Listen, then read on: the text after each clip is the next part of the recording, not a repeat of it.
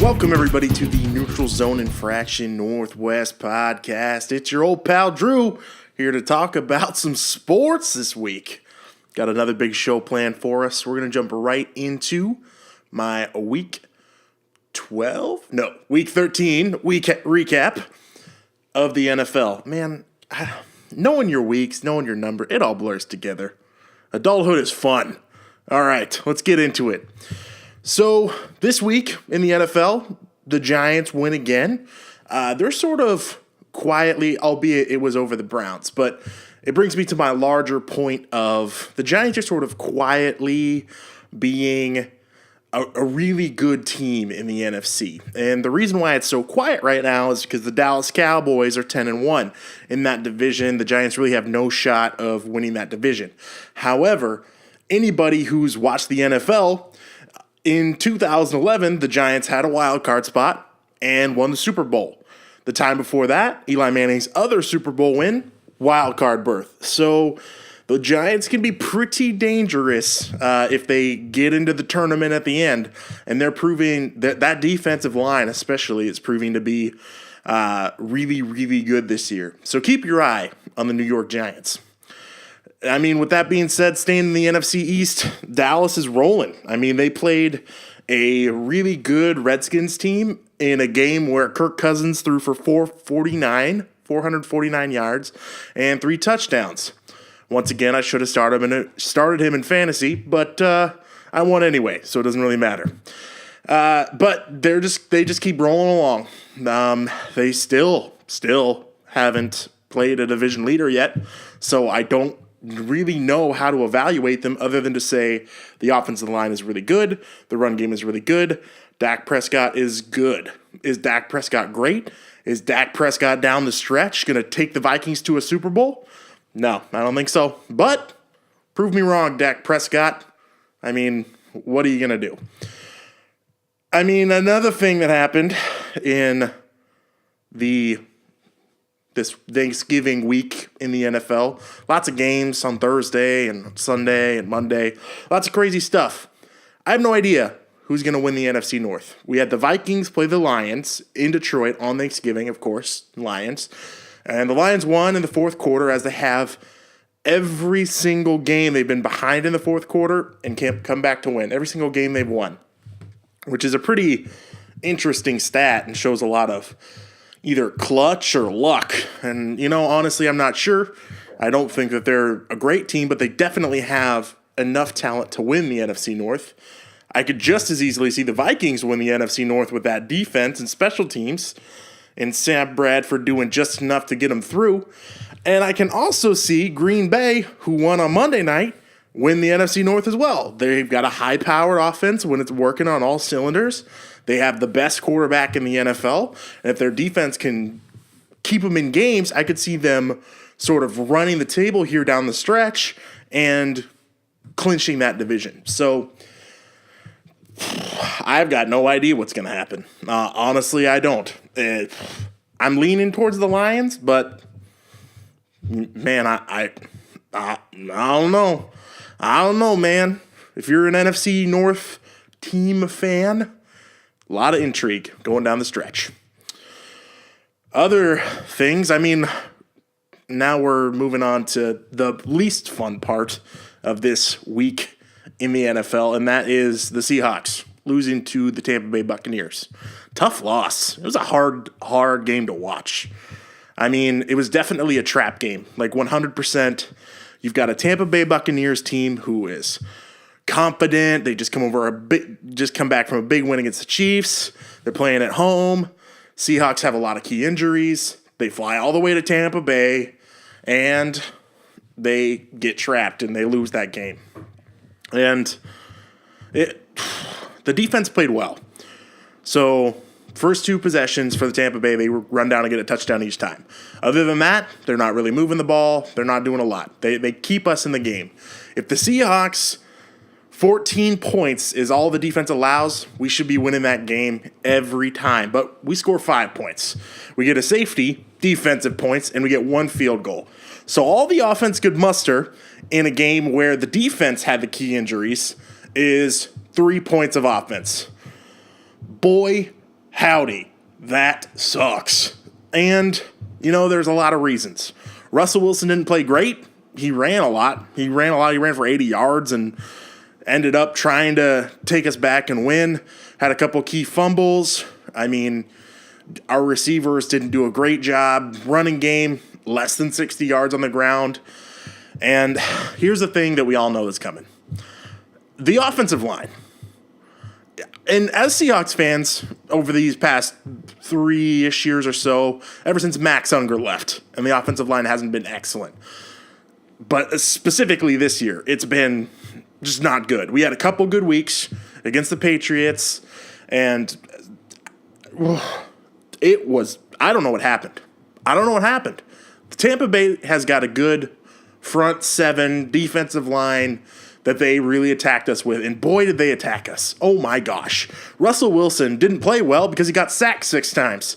He didn't play well because he was running for his gosh darn life. Just the whole time, just being like, okay, we're snapping the ball. Oh, somebody's got their hands on me. Oh my gosh.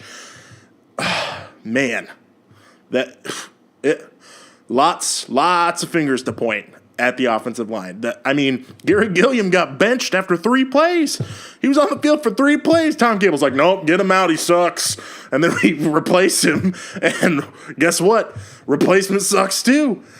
George Fant. I'm just going to transition right into not so much love Seahawk of the week. I could name any one of these guys. Joey Hunt did okay as a replacement for Justin Britt, but he wasn't okay as in C minus, C 70.000%. You almost got yourself a D, pal. But so much stuff. I think I'm gonna, because I can't give it to the whole offensive line. That's like a scapegoat move. I'm gonna give it to George Fant. The reason why is every time I looked at George Fant, every time I saw George Fant in the screen, he was getting blown up on the outside by somebody. Some defensive tackle or the other was blowing past George Fant and going to mug Russell Wilson. So George Fant is the not so much love Seahawk of the week. And I like George Fant. He's a fun story. He didn't play football in college, and he was just a good enough athlete to get picked up by the Seahawks. But he's going to have to start. All these guys are going to have to protect the future of our franchise, Russell Wilson, on Tuesday. It's Russell Wilson's birthday today, so hopefully he's got an ice pack for his birthday because, oh my gosh, did he get beat up. It's a good thing he's going to Children's Hospital today. Maybe they've got a bed for him. So, offensive line, get your business together before we play Carolina at home. So, we've got a stretch here of some games coming up, some important games. I got my eye on that number 2 seed. I got my eye on it. So we got to win some games, and we need to do better than 3 offensive points to do it. That being said, there were some bright spots. Defense, like I said, played great. They played really great. My love Seahawk of the week goes to Stephen Terrell, who filled in for Earl Thomas. Now, anytime you've got Earl Thomas, best free safety in the league, just the best one, there's going to be, you feel like, a drop-off going into whoever replaces him. And Stephen Terrell just rose to the occasion very well. He was flying all over the field. Him and Cam Chancellor both were running all over the place, plowing into people, making tackles, generally doing a really good job. And there was one time he almost had an interception, little miscommunication, bumped into each other, not so much interception, but it was a really great game for him. I don't know if Earl is going to be good enough to go this week against the Panthers, but I feel good with how deep our defensive back room is. I feel good about Stephen Terrell filling in, and he did a really good job this last week. But I'm just taking that whole game, and I'm gonna throw it in the trash. It is what it is. It happened. It was garbage. I hated it. And we're going to throw it in the trash and move on. It doesn't really hurt us in the division. Everyone in the NFC West lost last week. Every single person. Every single team. So nothing really happens there. might lose a little bit of ground for the number 2 seed that I'm looking at. Dallas Cowboys, like their schedule is like a cakewalk. Like if a cake walked another cake down the street, that's what the Dallas Cowboys schedule has been this year. So they pretty much got number 1 locked up. And, maybe the Giants are looking to sneak in, maybe take that number 2 seed, but probably not. So, because they're going to be a wild card team, so they really can't. I don't know. I don't know who's going to take it. I don't think anybody might, but we got to win. Bottom line, we got to win. I'm rambling now because we have to win. Moving on towards Carolina. We played in prime time at home. Should be a bloodbath. I'm excited for it. Really excited for it because Carolina, man. Carolina. So we're going to shift gears a little bit now and jump into my topic of the week. I want to talk about the recent trades and acquisitions that the Seattle Mariners have done these past couple weeks. I'm sure any Mariners fans out there know that we traded Taijuan Walker, Ketel Marte to get Gene Segura, a couple other minor leaguers. And then just earlier, I think it was yesterday, today's Tuesday for me, so the Mariners traded Alex Jackson, a minor leaguer, and a player to be named later for 2 pitching prospects. So a lot of wheeling and dealing going on. Jerry DiPoto's very active. I don't know if he'll try to make a splash in free agency the Taijuan Walker Ketel Marte trade is probably going to be the big splash, but winter meetings haven't even happened yet. But what these trades show me, I don't want to analyze the trades. The Taijuan Walker trade did not make me happy. Anyone that's friends with me on Facebook or talk to me about it knows that, yuck. I didn't enjoy it. I didn't like it at all. This last trade I like a little bit better. Not a huge move though, but those pitching prospects could turn out good for us. I don't want to analyze a trade. I just want to think big picture. What does this mean for the Seattle Mariners franchise? And the trade, trading young talent for a more proven person in Gene Segura, it shows me that with the way that the contracts on our team are, with the personnel that we have right now, we are in what's called win now mode. Now, we've been in win now mode for at least the past few years, ever since really Robinson Cano took over and then took over as the face of the franchise, basically. And Felix is getting up there in years, and we had Nelson Cruz, who's no spring chicken. I mean, the idea is, and we've come so close to the playoffs in 2 of those last 3 years. So we're definitely in that win now mode mindset. My question that I've toyed around with is this the right way to do it? The Mariners haven't made the playoffs in 16 years. By the time spring training comes around, the Mariners will not have made the playoffs in 16 years. I'm 24. I was an 8-year-old boy the last time the Mariners were in the playoffs in 2001. So at what point does win now mode, barely miss the playoffs, not cut it anymore? At what point do we have to decide as a franchise that, no, we're not going to trade away Taijuan Walker. He's a young kid. He's a young kid who's had some struggles, but shown dynamic stuff. Instead of trading him away, let's develop him. Let's let Robinson Cano develop Ketel Marte into a all-star. We have prospects in the minor leagues, and we still do. The farm system is a whole lot better now than it was during the heydays of old general manager Jack Zarenzik. But at what point does win now mode just not make sense? It's shown, it's proven, and Jerry DiPoto hasn't had a ton of time. So he may prove that he can do this better than his predecessors. But do we have enough talent that win now mode gets us into the playoffs and enough that we can succeed. The new ownership wants a championship. The city of Seattle wants a championship.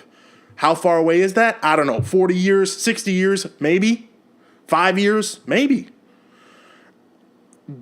Is it time to, instead of trying to win now, instead of trying to get older, proven talent, we really focus on the farm? Focus on the farm, focus on player development, and take some L's. I'm serious. Look at the Houston Astros. Look at the world champion Chicago Cubs. What did they do? They took their L's. They took them. And they made smart trades. And they took their young guys, their player control guys, and they brought them up through the system, didn't rush them, brought them up through the system, and they have a complete, young, fast, can hit, can field, can pitch team. They have a team. It is stacked, it is young, and it's scary.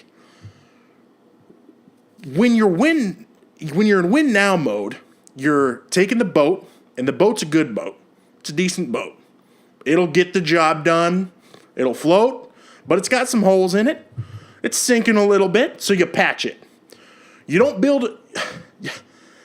You got to build a new boat at some point. You got to quit patching the old boat. And this analogy is horrible, but you get what I'm saying. Maybe it's time for the Mariners to take their L's. I honestly think that time is soon. It may not be this year. Maybe Jerry's just trying to get into the playoffs so that'll get the entire Northwest area off the back of the Mariners for not making the playoffs for 16 years. I don't know. If he gets into the playoffs, will I be happy? Sure will. If they lose right away, will I still be happy? Sure will. So maybe he's got an idea. Maybe he knows that we're not thinking World Series right now. We're thinking playoffs. And maybe he's trying to get us there so that he can rebuild. But doesn't that just take more time? Isn't it time to start from the ground up and really see what we can build? Maybe get lucky on the way. I mean, we still got the best second baseman in the league. Robinson, anybody who says different is lying to you. So we still have pieces. Felix Hernandez, best right-handed pitcher in the decade. So we got pieces. Nelson Cruz, bet he hits 40 home runs next year. Maybe. Is he going to drop off? I don't know. He sure hasn't so far.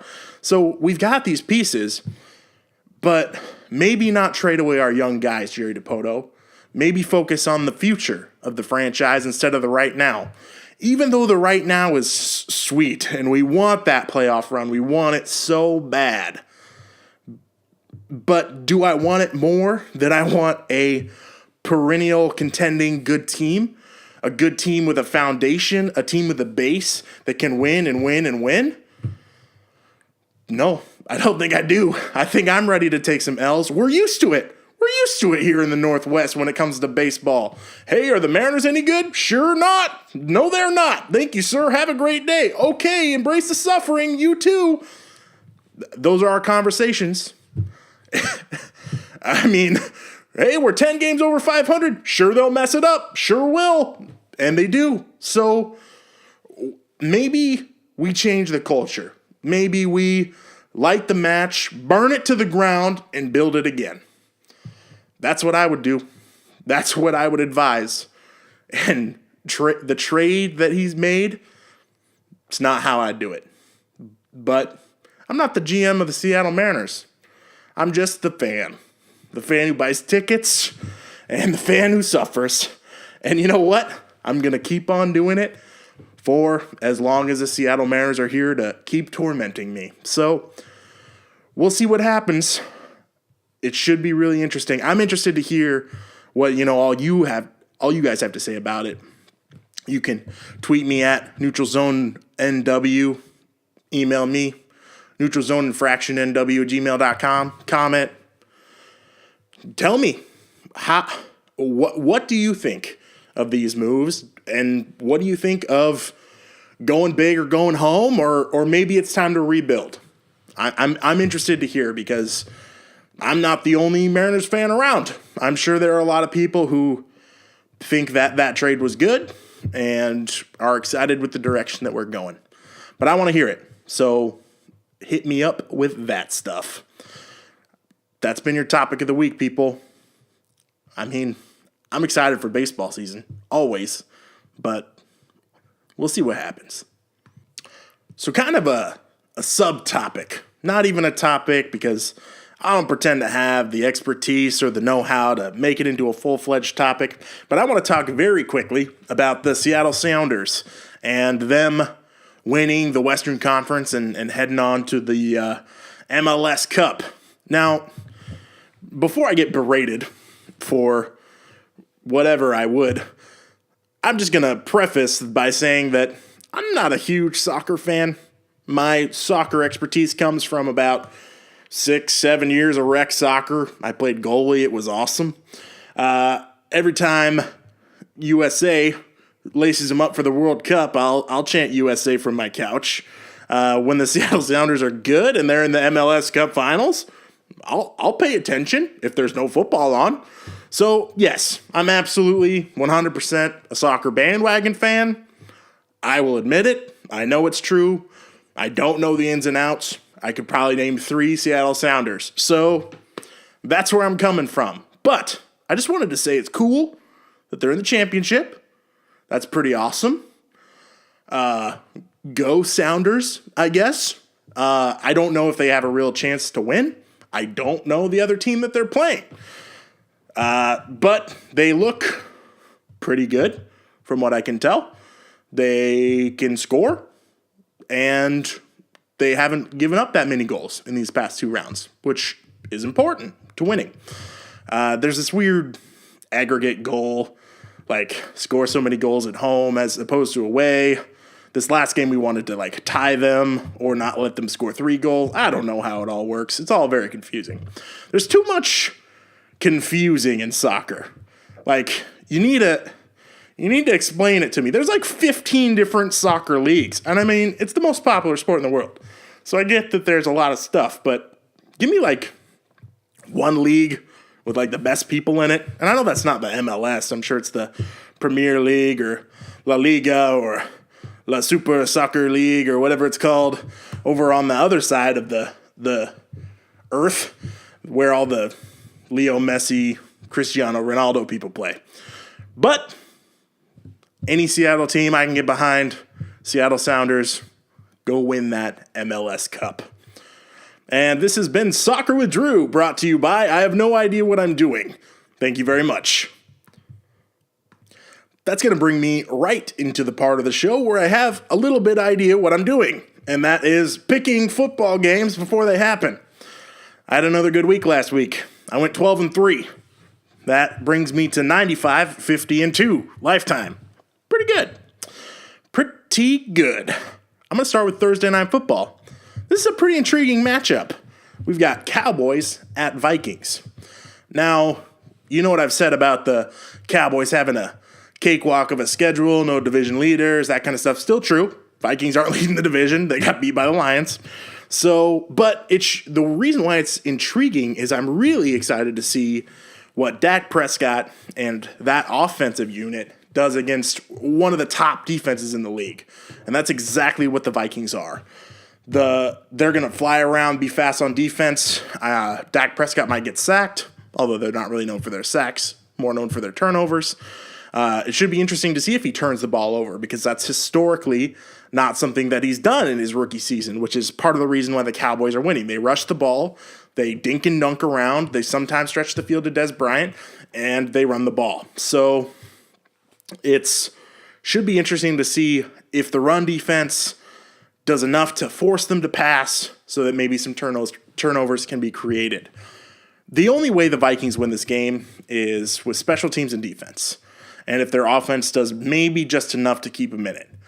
I mean, Dallas doesn't have a great defense, so there's definitely an opportunity to put some points up for Sam Bradford. But they really have to make no mistakes to win. I don't think that they make no mistakes, which is why I'm picking the Cowboys to win in Minnesota on Thursday night. Sunday morning, Lions at Saints. Now, the Saints have been putting up the points on people. There's, of course, not a lot of great defensives in the NFC South, so they're putting up the points on really nobody in particular. But I think they put up 49 last week, which is pretty great. I mean, Drew Brees is slinging it, and they're playing at home. So I definitely think the Saints are going to beat the Lions. Maybe the Lions will come up with some fourth quarter heroics, but I think the Saints at home are going to win. Next game, Rams go to Foxborough at the Pats. I think Bill Belichick is just sitting in his dungeon, skinning a meat carcass and just laughing about Jared Goff coming to Foxborough. I mean, the kid threw for 3 touchdowns, but he also threw 2 atrocious picks last week. Really not smart. I think the Pats win this game easy. They'll win easy. Next game, Broncos at Jags. Broncos had a tough loss against the Chiefs on Sunday Night Football, and in overtime they kicked a field goal and missed, and then the Chiefs went and kicked a field goal and won. It was a real back-and-forth game. There were like no points in the first half and then a bunch of points in the second half. It's a very strange game, but a lot of fun. But they're coming off that loss, and they're going in to face the Jaguars, who really they've got nothing left to play for. I would say they're playing for Gus Bradley's job, but are they? I think he gets fired regardless, unless he wins out and really shows like he turns the corner with those guys. But I think he's getting fired, which is a big bummer. And I think the Broncos go in and win at Jacksonville. Next game, Niners and Bears. Now, as I'm sitting here earlier today making my little cheat sheet here, picking games and making my notes for talking to you guys, I'm thinking Niners or Bears. Who's going to win that game? On one hand, we have the 1-10 49ers who suck. And on the other hand, we have the Bears, whose record I'm not sure of. I think they have 2 wins or 3. Without their main starting quarterback in Jay Cutler, they're starting Matt Barkley. Without Alshon Jeffrey, but they're at home. And I'm like, ooh, I don't know. This is kind of rough. Neither team really has anything to play for. I mean, the Bears might lose for a better draft pick at this point. They might start thinking about doing that. I honestly don't know. All I know is that the 49ers have played the last couple teams that they've faced pretty well. They almost stole one from the Dolphins. It was just a fourth quarter comeback that led the Dolphins to a victory, and the Dolphins had the potential to be a playoff team. So the 49ers definitely have the ability to win, and I think that they will go into Chicago and win. I think that the Bears almost came back and won last week too, but I think this is a game primed for an upset, and I think that the Niners are going to win in Chicago. Next game, we've got Texans at Packers. The Packers showed new life on Monday night. Their offense was churning. They got the points that they needed. The defense didn't give up 40 or 30. So they really showed that they have the potential to win the NFC North, like I was talking about earlier. Aaron Rodgers made just a stupid throw last night. So he's like 30 yards deep throwing it to Devontae Adams. He actually throws it through the hands of the defender. Like, all the defender had to do was close his hands like an inch. Like 1 actual inch, and he's got an interception. But instead, they go through his hands and right into Devontae Adams' hands. I was sitting in my chair, and I'm like, that was a stupid throw. That throw was witchcraft. I don't condone witchcraft. Aaron Rodgers, stop practicing witchcraft. You cheater. But no, it was a great throw. He's a really good quarterback. Really good, really smart. And they're on a roll. So at home, I think they'll win against the Texans, who are sort of spiraling. I mean, I think that the Titans are going to win that division with the Texans, the AFC South. So I think the Titans come back and win that division. And I think that Brock Osweiler is going to have a rather short tenure, even with his fat contract, in Houston. Next game, Chiefs at Falcons. So the Chiefs had a real big win. Real huge win for them on Sunday night against the Broncos. And they're going into Atlanta. Falcons just put up the points last week like they have pretty much all season. So it should be a really interesting game, but I hearken back to the last time the Chiefs visited a high-powered offense. And that was that Steelers game where Ben Roethlisberger took out a sledgehammer and slammed every one of those Kansas City defenders over the head and put up like 40 bajillion points on them. So I definitely think the Falcons are going to win this game. I don't think that the offense does enough to keep them in it, and I think that the Falcons offense is going to overpower them at home. Next game, Dolphins at Ravens. Now, this is a really interesting one. The Dolphins are actually kind of hot right now. After a sort of mediocre, really slow start, Ryan Tannehill, is he the answer? I don't know. They've really kind of hit their stride, and they're starting to win some games. They're piecing together some wins. And I think that they do have the potential to be an AFC wildcard team. So the Patriots, they had that division. Division's locked down, winched down with a giant wrench. It's done. Kind of like the NFC West. But the Dolphins definitely have the potential to possibly make the playoffs, and they're playing like it right now with their newfound running game. They're playing pretty good defense, and Ryan Tannehill is doing enough to win. The Ravens, on the other hand, are trying to keep pace and win their division. They beat the Bengals, who really had nothing to play for last week, but they're really mediocre on offense. To the point where it's just yay, the Ravens are on offense. Remember when we had the argument whether or not Joe Flacco was elite? Yeah, argument over. Game manager. The only thing they really have going for them is they've got the funniest, best kicker in the league in Justin Tucker, who will just hit 57, 55, 53-yard field goals, all of which he made last week, like they're nothing. So if they can get close enough for him to kick it in and try to keep pace that way, then maybe they win. But I think the Dolphins are going to go into Baltimore and steal the win. So I picked the Dolphins. Next game, Eagles at Bengals.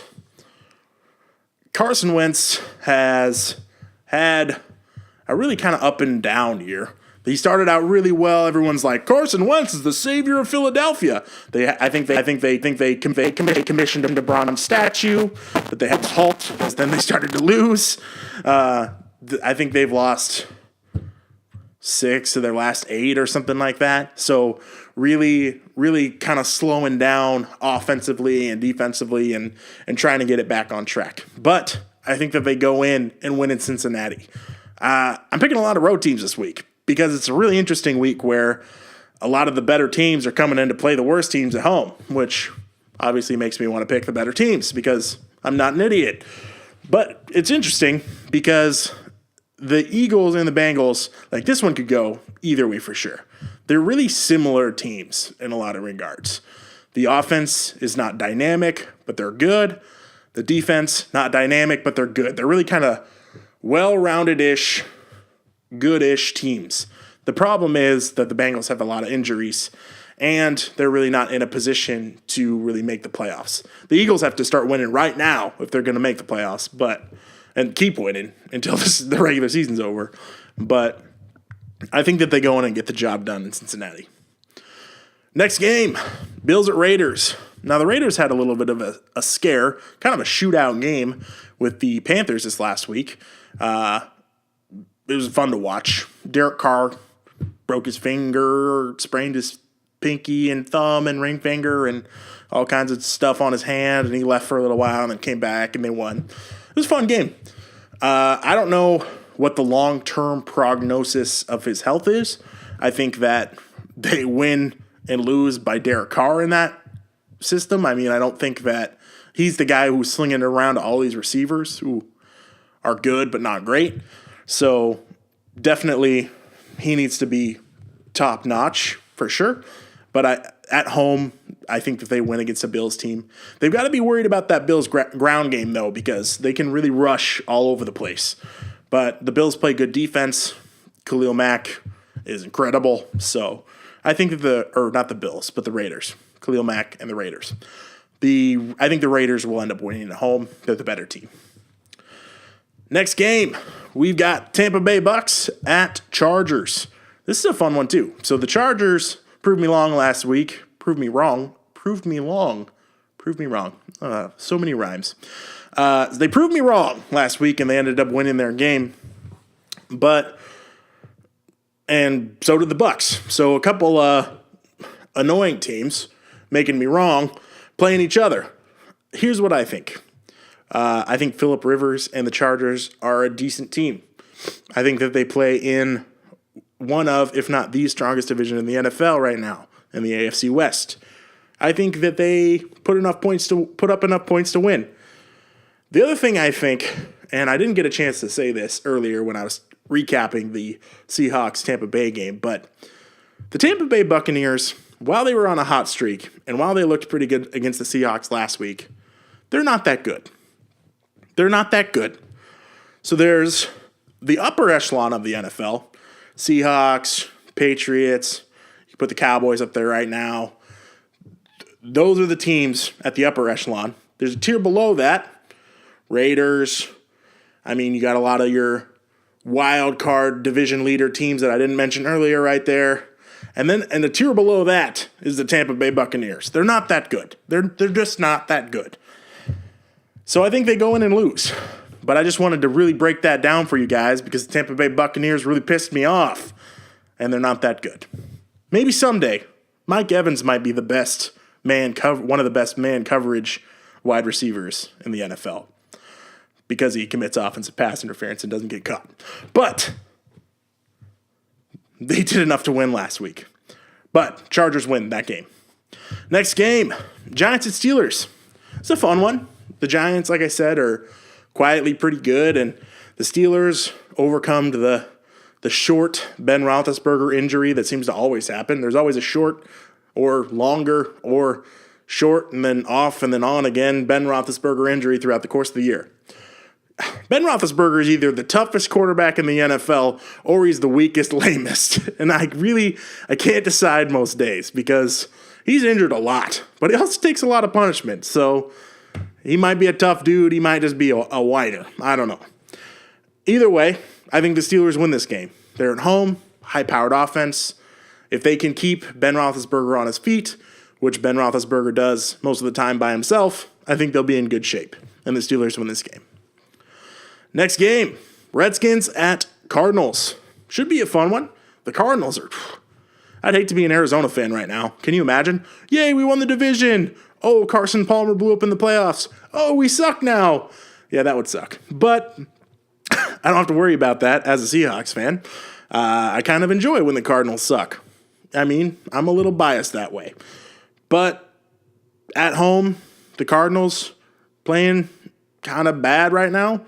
I'm definitely picking the Redskins. I'm picking the Redskins who are coming in hot.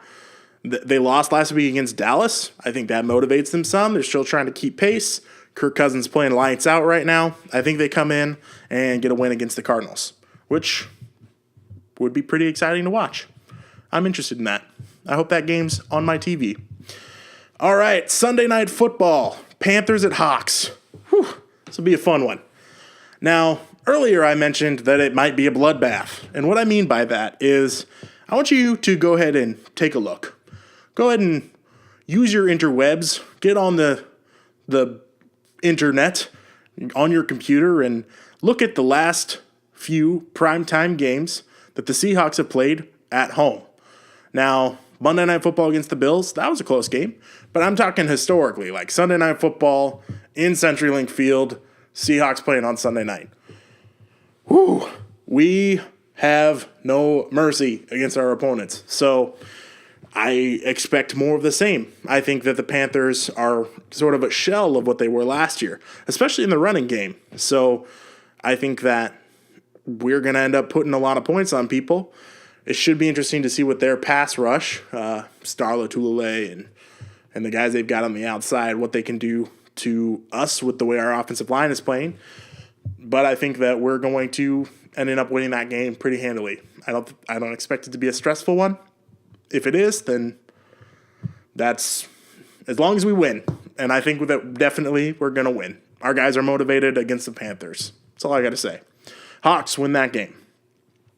Monday night, Colts at Jets. So the Colts should be getting Andrew Luck back for this game, which means that they would win against a poor Jets team. That's who I'm picking the Colts for sure. The Jets are one of those teams that needs to start thinking about draft position, even though I'm not like a huge advocate of that.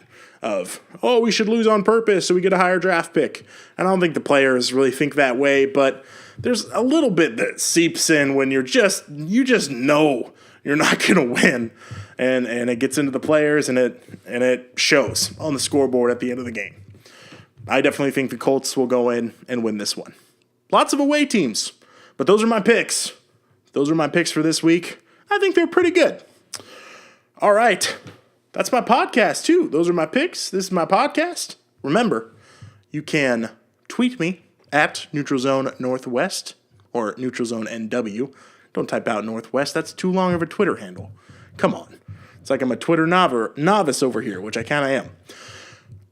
Or you can email me, Neutral Zone NW, or Neutral Zone Infraction NW. Man, I need to end this podcast. Neutral Zone Infraction NW at gmail.com. Like, comment, share, subscribe. Thanks for listening. Have a great week.